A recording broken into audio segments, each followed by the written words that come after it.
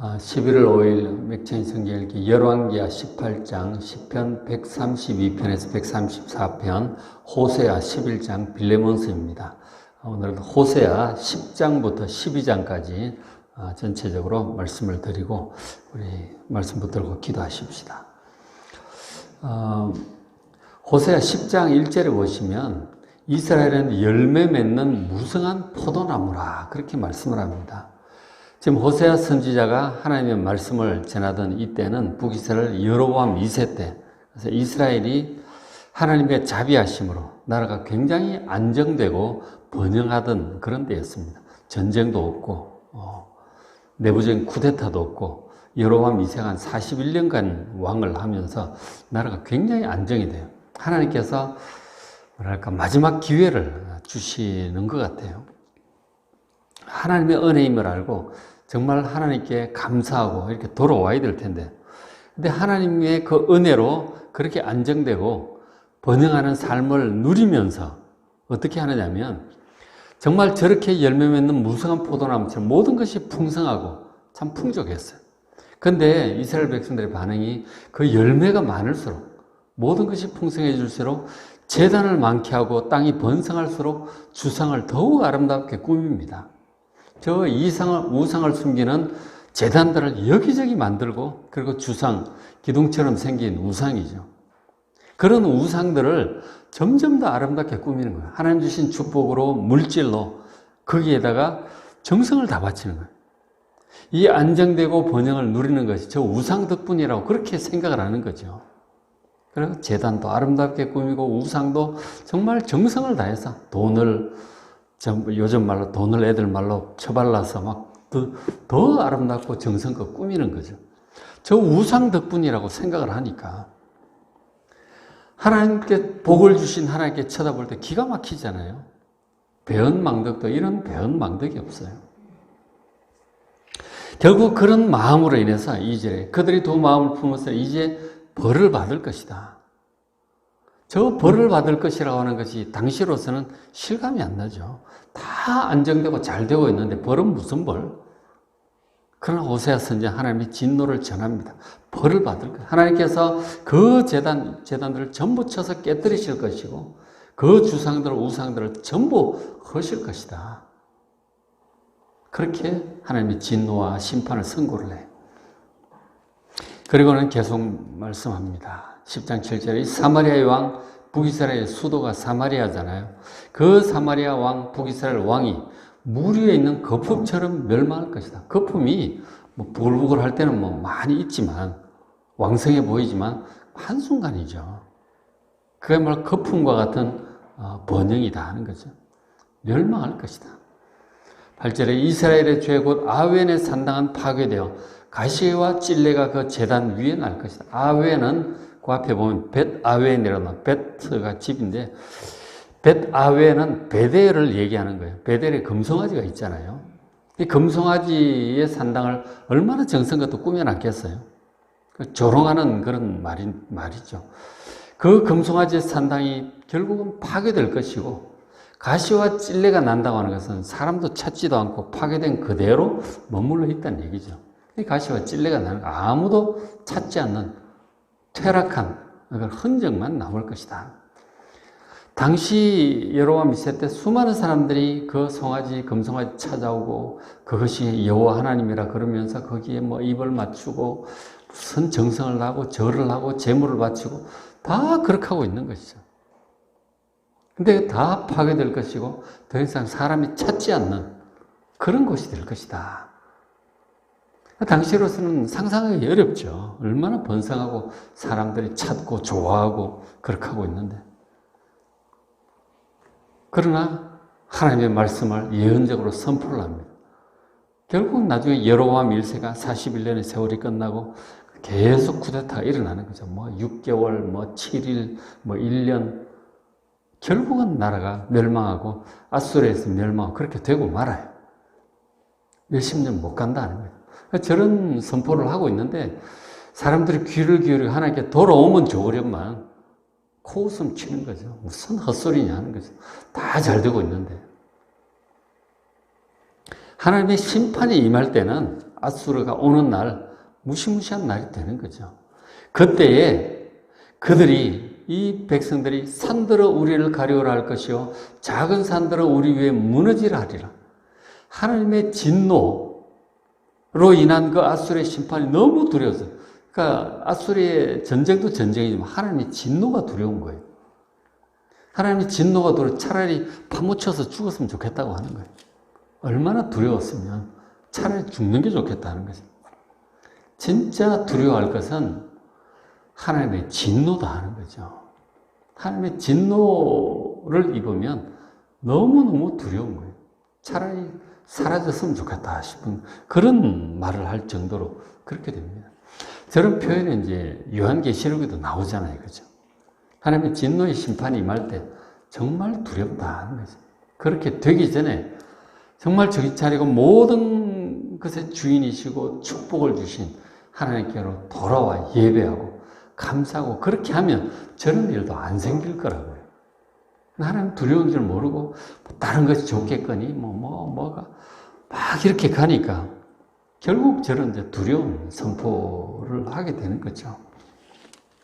저런 얘기를 듣고 정말 두려운 줄 알고 돌아오면 좋잖아요. 그죠? 하나님께서 말씀하십니다. 12절에 너희가 자기를 위하여 공의를 심고 인애를 거두라. 너희 묵은 땅을 기경하라. 그렇게 말씀하셔요. 우리 묵은 땅 기경하라는 얘기를 듣죠. 호세아 선지자를 통해서 하셨던 말씀이에요. 땅이 묵어서 밟고 또 밟고 막 이렇게 되어 있단 말이에요. 땅이 묵어가지고 그러니까 우상, 세상적인 다른 것들, 육신의 것들로 밟고 또 밟고 아주 땅이 이 마음의 땅이죠. 마음의 땅이 아주 길가밭처럼 딱딱해져 있기도 하고 돌이 가득한 그런 것 같기도 하고 가시덤불이 가득하기도 하고 예수님 10분의 비유에 나오는 그런 밭과 같이 되어버리고 만 거죠. 정말 부드러운 마음으로 하나님을 찬양하고 감사하고 그래야 될 텐데 이렇게 육신적으로 세상적으로 막 가다 보면 마음이 점점 굳어지는 거예요. 이렇게 갈아엎어야 되는 거죠. 쟁기로 갈아엎어야 됩니다. 돌을 골라내고 가시덤불을 뽑아내고 부드럽게 해야 되는 거예요. 묵은 땅을 기경해야 합니다. 우리가 회개하지 않고 죄 가운데 세상으로 막 이렇게 가면 마음밭이 점점 이렇게 무거워지는 거예요. 정말 갈아엎고 가시덤불을 뽑아내고 돌을 골라내고 정말 그리고는 무엇을 심으라고 하십니까? 공의를 심고 인애를 거두라고 말씀하십니다. 공의 바로 하나님의 의로운 것, 하나님의 말씀이에요. 하나님이에요. 육신을 따라 세상을 따라 우상을 따르고 정욕을 따르고 그렇게 갈 것이 아니고 하나님께 돌아오고 회개하고 막 좀 버리고 그리고 공의 정말 하나님 보시기 의로운 것 의로운 것 중에 가장 확실한 게 하나님의 말씀이에요. 하나님 말씀 앞에 회개하고 말씀을 읽고 말씀의 씨앗을 뿌리고 이런 노력이 필요해요. 그렇게 하면 인애를 거두게 될 것이다. 인애는 바로 헤세드, 사랑이에요. 특별히 하나님과 백성 사이에 언약에 기초한 사랑이에요. 신실함을 다시 지켜야죠. 그 하나님과의 관계의 회복을 지금 하라고 촉구를 하고 있습니다. 지금이 곧 여호와를 찾을 때니 은혜 받을 때예요. 기회 있을 때 마침내 여호와께서 솟아 공의를 비처럼 너에게 내리실 것이다. 하나님의 공의를 우리가 구하고 인애가 회복되고 이렇게 하면 비와 같은 소낙비와 같은 이 공의를 우리에게 쏟아부어 주실 것이다 하는 거죠. 우리가 묵은 땅을 기경하고 우리의 마음밭에 공의를 심어야 돼요. 하나님의 말씀을 심고 참으로 의로운 것들을 심어야 되는 것이죠. 풍성한 은혜가 부어질 줄로 믿습니다. 이렇게 하라고 지금 이스라엘 백성들에게 외치고 있는 거죠.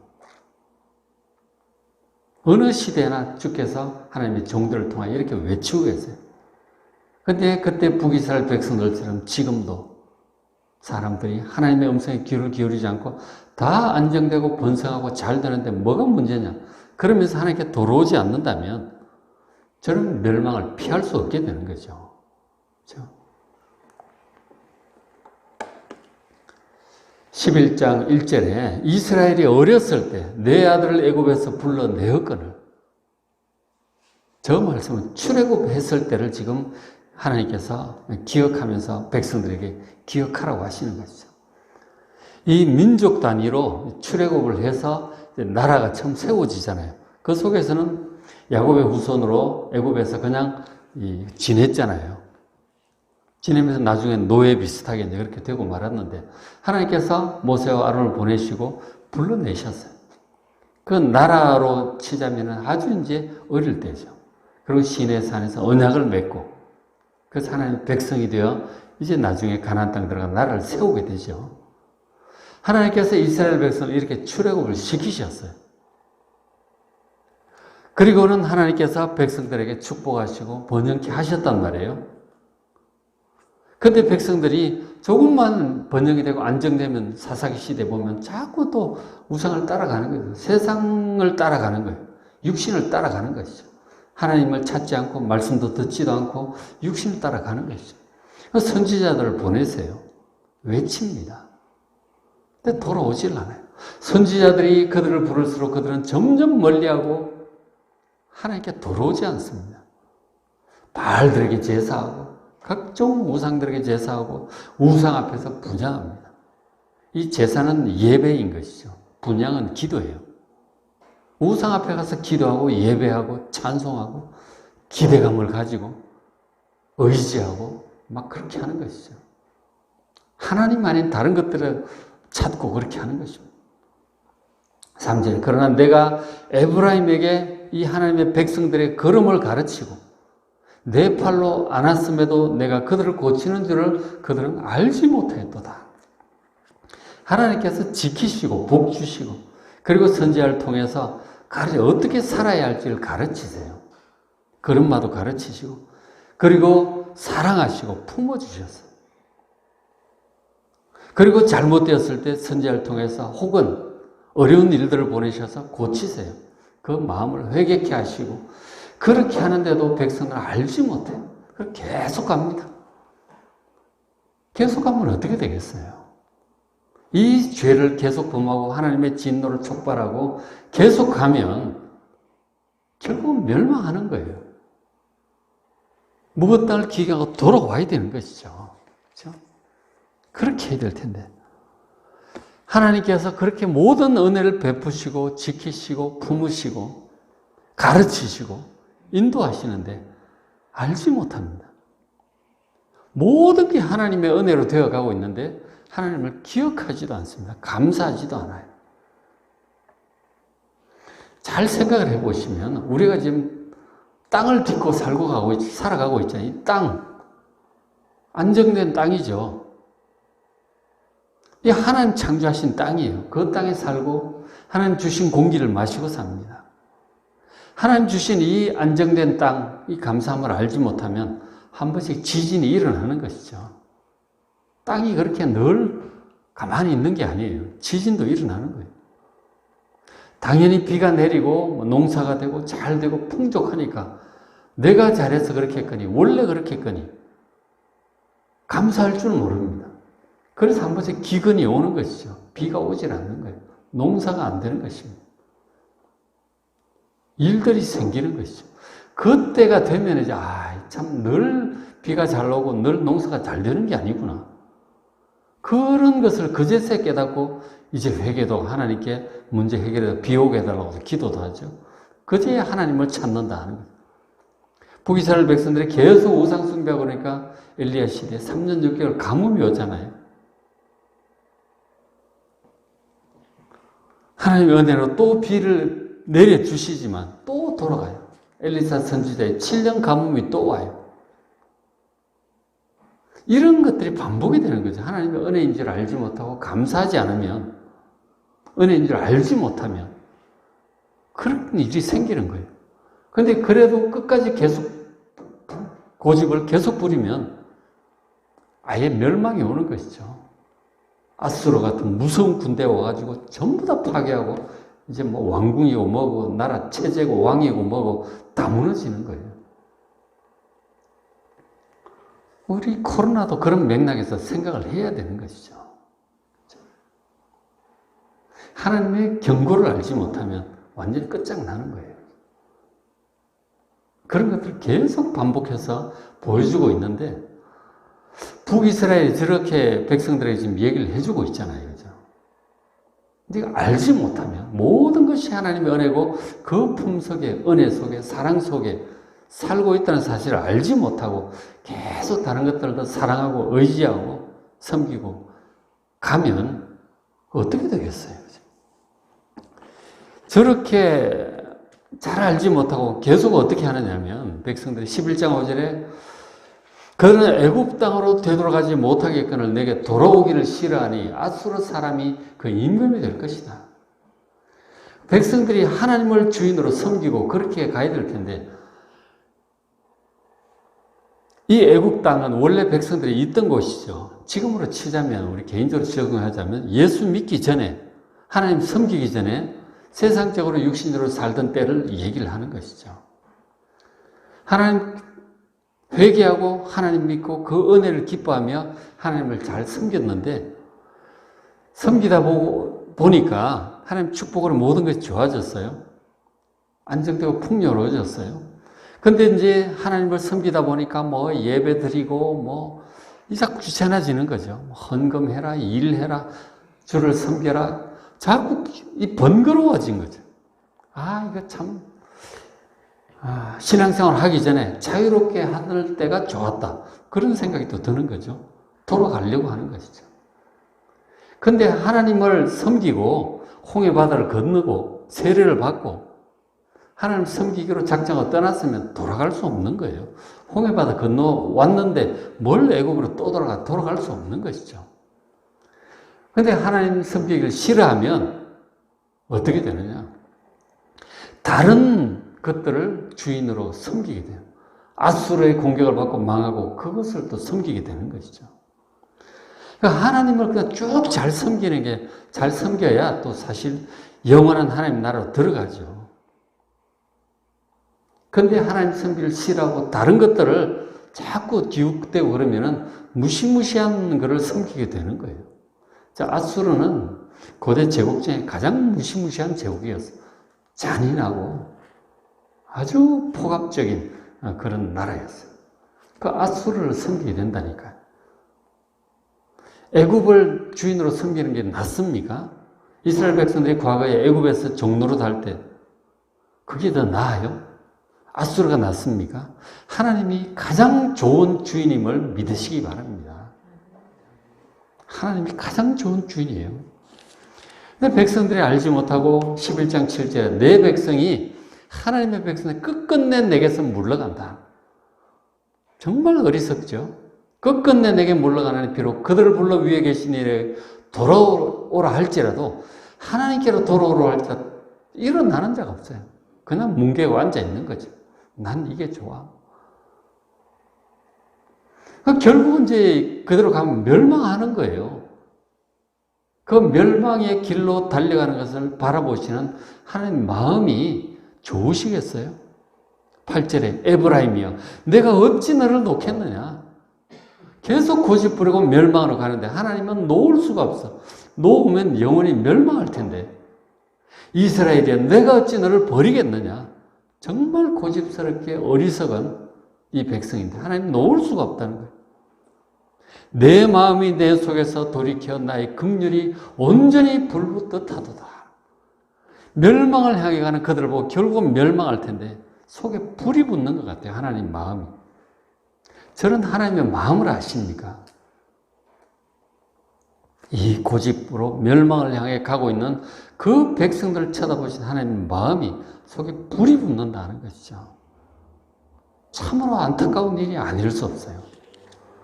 너무 어리석어서 어리석은 비둘기 같다고 그런 말씀도 하셨지만 정말 어리석다. 하나님의 마음이 정말 간절합니다. 12장 3절에 야곱 얘기를 하세요. 여러분 야곱을 어떻게 평가하십니까? 야곱. 12장 3절 보면 야곱은 못해서 그의 형의 뒷발꿈치를 잡았어요. 하나님의 장자가 되고 하나님의 축복을 받기를 원하는 그 심령이 이 모태 속에서부터 있어요. 그런데 늦게 나왔죠. 두 번째로 쌍둥이였는데 에서 뒤에 뒷발꿈치 붙잡고 나와가지고 장자가 못 돼요. 하나님의 축복을 못 받게 된 거죠. 너무너무 애통해 합니다. 그 야곱이. 그래서 뭐 하나님의 그 축복을 함으로 그 나중에 이제 뭐 어머니 도움 받아가지고 어머니 도움 받아가지고 팥죽 한 그릇 주고 장자가 명분을 나한테 팔라고 그러잖아요. 하나님의 축복, 하나님을 가장 사모하는 사람. 그런 것을 하나님께서 굉장히 기뻐하셨던 것이죠. 결국 수단과 방법을 가지고 하나님의 축복은 받아야 되겠다는 거예요. 엄마하고 짜고 결국 아버지를 속이고 축복을 받죠. 물론 그것 때문에 형한테 미움도 사고 도망가가지고 외삼촌 집에서 한 20년을 그렇게 처가살이하면서 고생도 하고 고생을 하는 건데, 근데 그 중심에 하나님의 축복을 삼하는 그 중심 때문에 그런 거예요. 그리고 이제 돌아올 때 형의 미움 때문에 이게 참 돌아갈 수 있을까? 400명을 거느리고 온다 그러니까 두려워가지고 4절에 야복강에서 기도하잖아요. 하나님과 겨루되 천사와 겨루어 이기고 울며 그에게 간구하였으며 하나님 베델에서 그를 만나셨고 거기에서 우리에게 말씀하셨나니. 하나님 평생을 의지하고 살아왔던 하나님, 이제 에서가 두려워서 하나님께 기도하잖아요. 밤새 천사와 씨름하듯이 그렇게 기도를 합니다. 그 씨름하는 그런 기도예요. 하나님과 씨름하고 천사와 씨름을 했다고 표현을 하고 있죠. 그 베델에서 하나님 만나주셨어요. 그죠? 자아가 깨어지고 허벅지 위골되고 절고, 근데 그런 밤을 지내죠. 옛사람이 완전히 죽는 그런 모습을 이제 보게 되죠. 거기서 하나님을 진짜 제대로 만납니다. 그 새벽에 그런 얘기를 하죠. 내가 그동안 하나님을 사모했는데 이제 내가 하나님의 얼굴을 직접 보았다고. 그래서 그곳 이름을 베델이라고 합니다. 베트엘, 하나님을 만난 그 장소죠. 하나님을 얼마나 사모하고 의지했는지 몰라요. 지금 북이스라엘 백성들이 하나님을 본체 만취하고 바알, 우상, 산당 쫓아다니는 그런 모습과 정말 정반대죠. 하나님을 얼마나 사모한 사람이었는지 몰라요. 모든 걸 모든 대가를 치르고서라도 하나님의 은혜를 받아야 되겠다고 하는 것이죠. 저런 하나님을 향한 열정, 복이라고 하니까 이 세상에서 축복받아서 잘 살자, 그런 복이 아니에요. 하나님을 사모하는 것이죠. 이 영원한 복, 그것을 사모하는 거예요. 그것을 좀 본받았으면 좋겠다고 하는 것이죠. 이 이스라엘이라는 말이 야곱의 다른 이름이잖아요. 이스라엘 백성이라는 말은 야곱의 백성이다, 이런 뜻이에요. 너희 조상 그 야곱, 이스라엘 좀 생각해 보라고 하는 거예요. 너희가 진짜 이스라엘 백성이냐? 이스라엘 백성이라면 너희 조상의 이스라엘을 좀 생각하라고 하는 거예요. 야곱을 생각하라고 하는 것이죠. 전심으로 하나님을 사모하는 그 마음, 그 하나님을 만나주시고 말씀하시는 것입니다. 6절에 그런즉 너희 하나님께로 돌아와서 인애와 정의를 지키며 항상 너희 하나님을 바랄지어다. 이 정의, 공의, 하나님의 말씀이죠. 그리고 그 하나님과의 사랑을 바라고 하나님을 간절히 바라라고 권면을 하고 있습니다.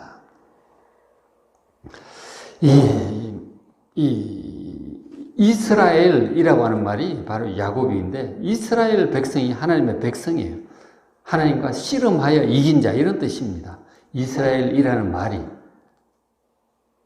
야곱처럼 정말 전심으로 하나님을 사랑하고 무슨 대가를 치러들지라도 내 주를 가까이 하게 하면 그런 찬송을 하잖아요. 그 야곱의 그 마음이잖아요. 그렇죠? 야곱처럼 전심으로 하나님을 사모하는 여러분 되시길 바랍니다.